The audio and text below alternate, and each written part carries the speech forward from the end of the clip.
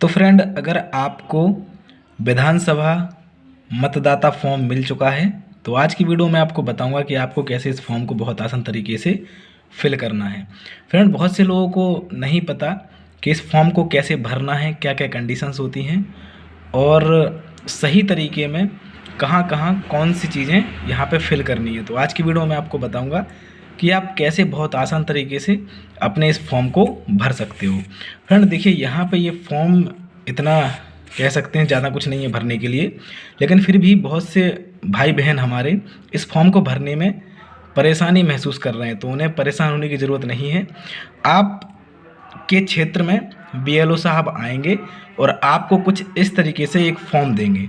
तो इस फॉर्म को फिल करने के लिए आपको यहाँ पे कुछ चीज़ों का बहुत ज़्यादा ध्यान रखना है, जो कि मैं आपको बताऊंगा। सबसे पहले आपको ऊपर की ओर एक फॉर्म, यहाँ ऊपर की ओर फ्रेंड आपको आपका नाम देखने के लिए मिल जाएगा और यहाँ पे आपका जो एड्रेस है वो देखने के लिए मिल जाएगा और यहाँ पे आपको अपने बारे में और डिटेल आपको देखने के लिए मिल जाएगी। यहाँ पे आपको आपकी पासपोर्ट साइज़ की फ़ोटो चिपकाना है। बहुत सिंपल तरीके से आपको मालूम होगा कि यहाँ पे फ़ोटो आपको इस फ़ोटो के ऊपर नहीं चिपकाना है, बगल से आपको फ़ोटो चिपकाना है, जो कि प्रॉपर तरीके से यहाँ पे पासपोर्ट साइज़ की कवरेज हो पाए। तो यहाँ पे आपको अपने बारे में सारी डिटेल आपको देखने के लिए मिल रही होगी। अब बात करते हैं, यहाँ पे आपको 2 कॉलम दिए गए हैं। सबसे ज़्यादा कन्फ्यूज़न इन्हीं 2 कॉलमों में होती है कि सर इन 2 कॉलमों में हम क्या भरेंगे, क्या इन दोनों में सेम डिटेल भरनी है। तो देखिए, पहले इन 2 कॉलमों को आप समझ लीजिए। इन 2 कॉलमों का मतलब होता है कि अगर ये कॉलम आपके लिए महिलाओं के लिए बनाए गए हैं, जैसे मान लीजिए कि कोई भी महिला है, अगर उसकी 40 साल से कम उम्र है तो यहाँ पे उस महिला को अपनी डिटेल फिल करनी है। लड़की है या महिला है तो उनको यहाँ पे अपनी डिटेल फिल करनी है। और याद रखिए, यहाँ पे उनको अपने पति का नाम ना लिख के संबंधी में पिता का नाम लिखना है। क्या लिखना है?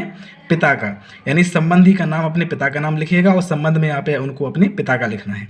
अब आते हैं 40 साल से ऊपर जो महिलाएं हैं, माताएं बहनें हैं, उनको यहाँ पे अपनी डिटेल फिल करनी है और यहाँ पे संबंध में पिता का नाम ना लिख के पति का नाम लिखना है। क्या लिखना है?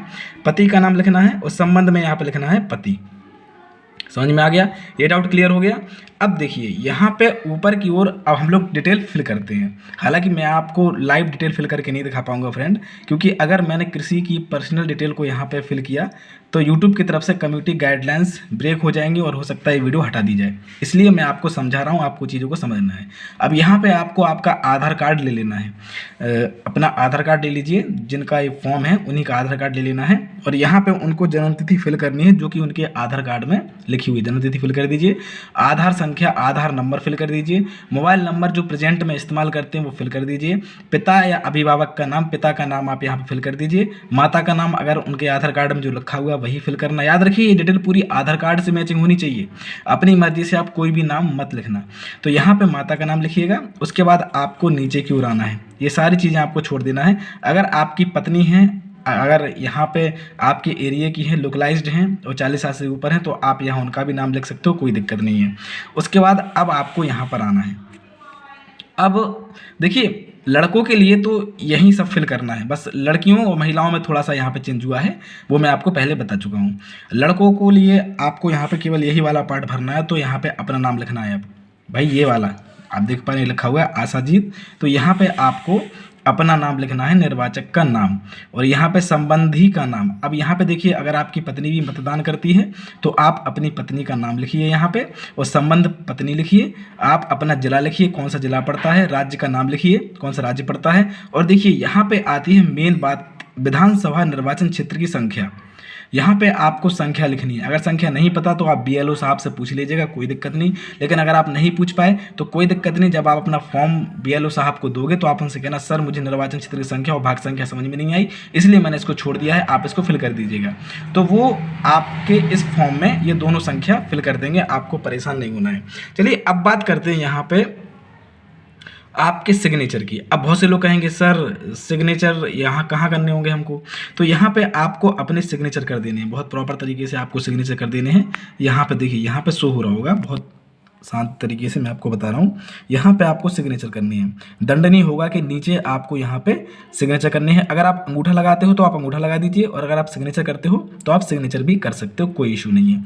अब आते हैं नीचे की ओर। देखिए फ्रेंड, यहाँ पे नीचे की ओर क्या है कि मैंने आपको बताया बीएलओ की घोषणा में मैंने उपरोक्त विवरण पिछले एसआईआर मतदाता सूची के सत्यापन कर लिया। मतलब बीएलओ साहब आपके तभी यहाँ पे साइन करेंगे जब आपकी पूरी डिटेल चेक कर लेंगे कि सामने वाले बंदे ने सही डिटेल फिल की है।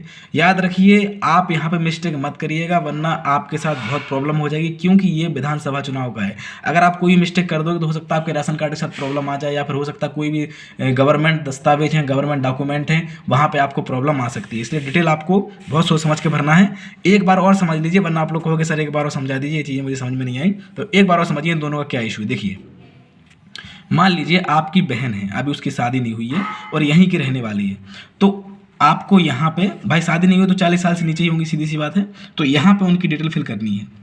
यहाँ पे संबंधी के नाम में नाम लिखना है उनका, संबंधी के नाम में उनका पिता का नाम लिखना है, पिता का नाम जो भी है नाम लिख दीजिए। संबंध क्या है, भाई आपका पिता है तो पिता लिखना है यहाँ पे। जिला क्या है आपका, जो भी जिला है आप जिला लिखिए, और यहाँ पे राज्य का नाम किस राज्य में पड़ता है वो राज्य लिखिए।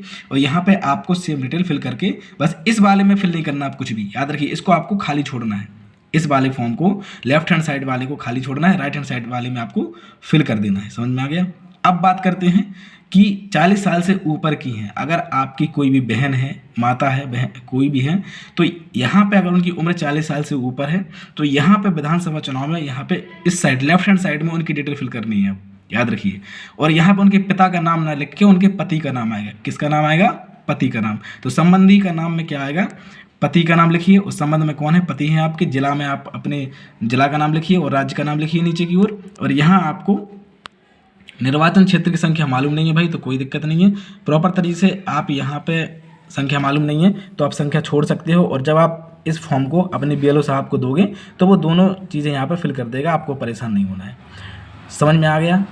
40 साल से ऊपर की महिलाएं, माताएं, बहनें ये वाला कॉलम भरेंगी, और जो नीचे की हैं वो ये वाला कॉलम भरेंगी। तो इस फॉर्म को आपने अच्छे से समझ लिया है। कोई भी क्वेरी है, कोई भी आपको परेशानी है, कोई भी अगर आपको पॉइंट समझ में नहीं आया है तो आपको परेशान नहीं होना है। आप कमेंट बॉक्स में ज़रूर लिखिएगा कि सर मुझे चीज़ें समझ में नहीं आई हैं, और अगर आप कुछ चीज़ों को पूछना चाहते हो तो कमेंट में ज़रूर बताइएगा, मैं आपको ज़रूर रिप्लाई करूँगा। अब देखिए नीचे साइन मैं आपको बता दिया हूँ कि अगर आप साइन करते हो तो साइन कर लीजिए, अगर आप अंगूठा लगाते हो तो अंगूठा भी लगा सकते हो, कोई दिक्कत नहीं है।